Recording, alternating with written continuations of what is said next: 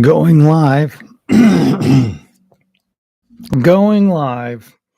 Here we go again. We're going to see if this works. Not sure how the computer will hold up, but so this just happened,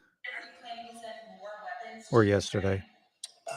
We're going to send some more weapons. They have to be able to defend themselves. They're getting hit very hard now.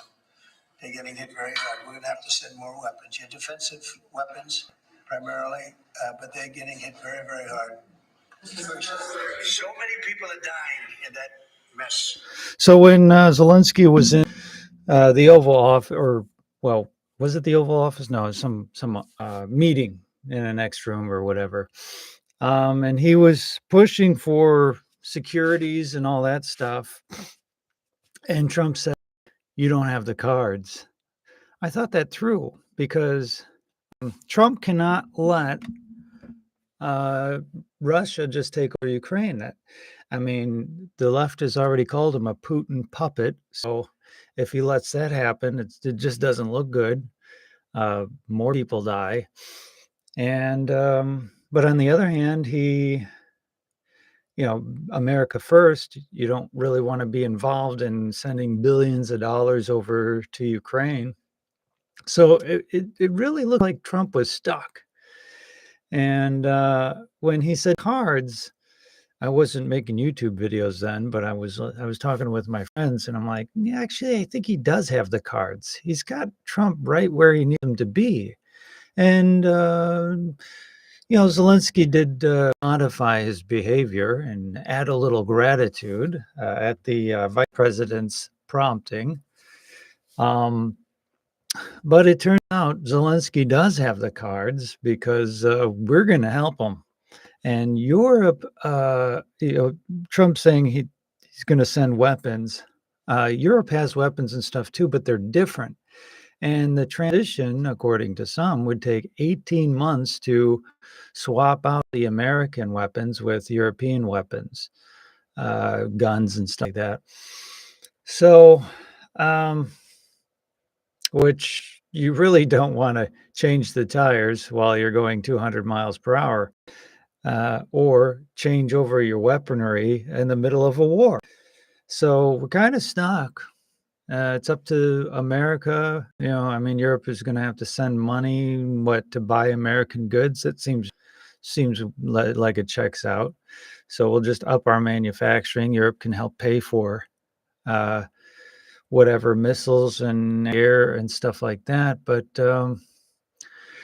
yeah, talk about this morning. That's a tough problem to solve, but Vladimir Putin wants to take over Ukraine. He's an imperialist conqueror, and he wants to forcibly take over states. So tell me what the difference is between conquering a state or holding a state and not letting the state separate. Hey, there's a song in there somewhere, a little rhyme there. Let the state separate.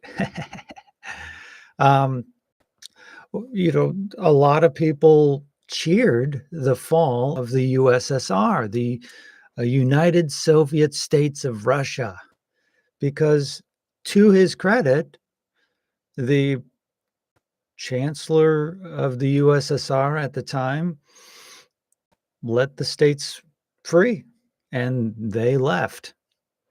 And the USSR fell and that dissolved. It wasn't working, just like the United States wasn't working, and increasing debt and all that stuff. So it collapsed. What does it mean it collapsed? Well, they disbanded, they abandoned it. They left it because it wasn't worth being a part of, because they were regulating it or whatever. And the states left. But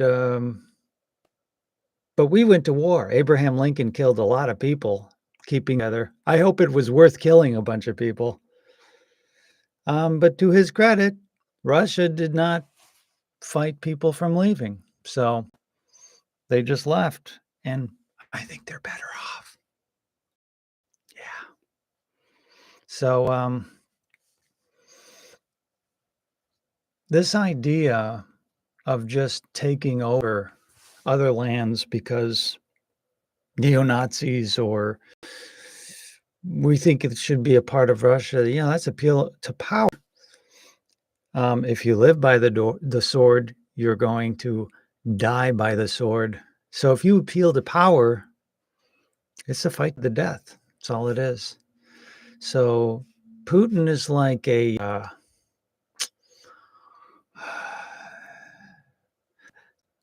my mind, like a uh, a wayward teenager or an unserious teenager trying to get away with whatever he can, saying whatever he needs to say, but he's going to do what he wants to do, get away with as much as he can.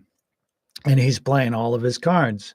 He wants to conquer land for Russia, for Russia. We want to make Russia great again by conquering new nations. Is that an Arab accent or is that a Russian accent? I don't know. I think aggression should be stopped. That's an ideal. But do I want to pay extra taxes? That's a tough one. I mean, it looks like it's for a good cause. Let's send $100 to Ukraine or weapons or politically costly to send troops and stuff. But if we could just send our Air Force over there, I mean, like engaging in Russia, I mean, like, it just does not make sense for us to go to war with Russia. I mean, we would win. At what cost? I don't know. That's the question. Because Russia has nukes, some of the biggest nukes in the world, possibly the nukes in the world. Very, very large nukes. The question is could they get those nukes in the right places, and would they bomb the U.S. cities? If they bombed New York, America would be a less communist, so that'd be good in a way. I'm just kidding. No, I'm not for New York getting bombed. Seemed like a good joke at the time in my head. Yes, that's basically all my thoughts on that situation. It's tough, but Zelensky's in a position. That guy is amazing. I mean, if you're thinking about it from a president of your country fighting for your country and getting the most powerful person to back you up, mission accomplished. You got to hand it to him. He's got game. And you can go back and make fun of him for doing things to a piano out of comedy that look ridiculous now. Seemed funny at the time, maybe to him. But this guy's got game. And that's something else to watch. Boy, I hope that microphone works. I don't think it's working at all. Is it? Testing. Oh boy, this might have been a problem. It's plugged in and everything. Yeah, it's on. I don't know. This is my second live stream. We'll see how it works. But the voice indicator does not show. Oh well. I'm going to end it now. Thanks for watching.